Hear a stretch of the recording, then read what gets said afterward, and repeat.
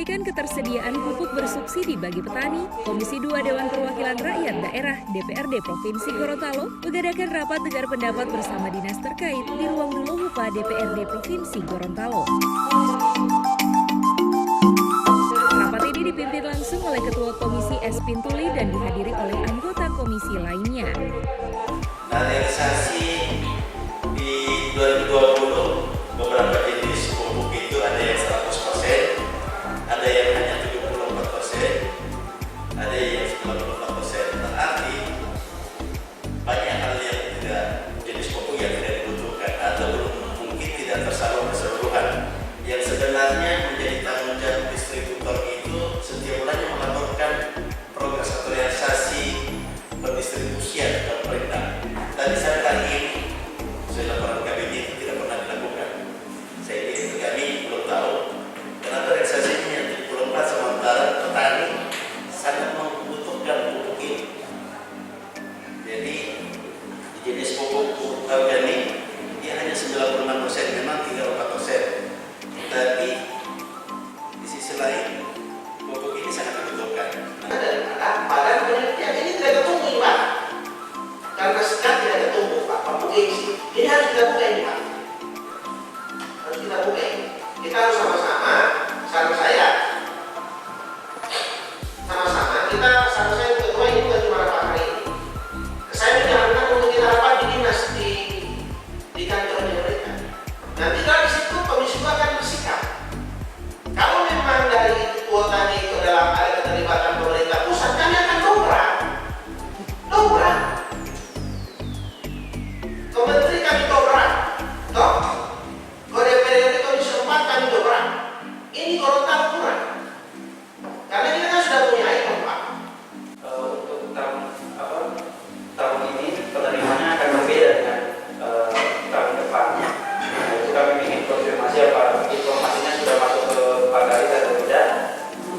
Yang selanjutnya adalah apakah hasil penelitian dari balai tersebut dengan selisih yang ada seperti yang tadi Pak Garis sampaikan 200-300 itu kan komposisinya otomatis berubah, mungkin 100-200. Nah, selisihnya ini boleh tidak untuk kita ajukan kembali? Minimal kuota pupuk yang masuk ke Gorontalo itu tetap sama, tidak berkurang. Karena informasinya kami masih ada fotonya saya simpan, itu 15.000 ton untuk beras, 15.000 ton untuk jagung. Daerah subur itu salah satu parameternya kenapa dia dikatakan subur, dia berada di bawah lereng-lereng gunung-gunung Merapi.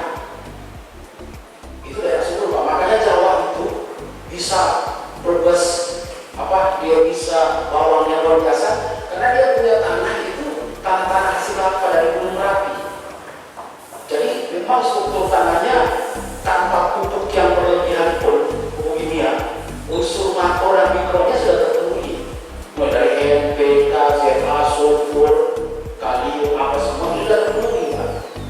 Nah, ketika dikurangi, ini tidak berbanding lurus dengan bibit gratis yang akan diberikan pemerintah. Sekarang pemerintah menggenjot lagi untuk bibit gratis kepada petani jagung khususnya, betul kan, dari dinas pertanian melakukan CPCL tahun lalu dan tahun ini mungkin masih sama Pak, ya Pak Kadis ya, masih sama CPCL-nya calon petani calon lahannya. Nah, ketika pupuk berkurang, yang saya khawatirkan pertama petani tidak mau tanam.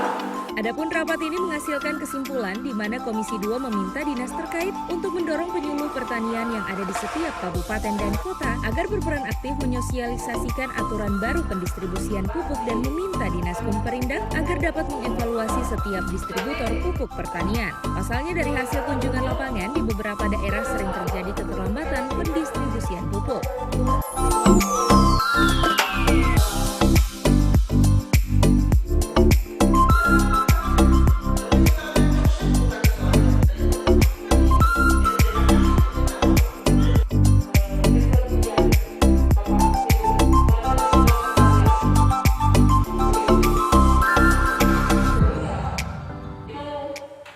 Tim Liputan Advertorial Mimosa TV.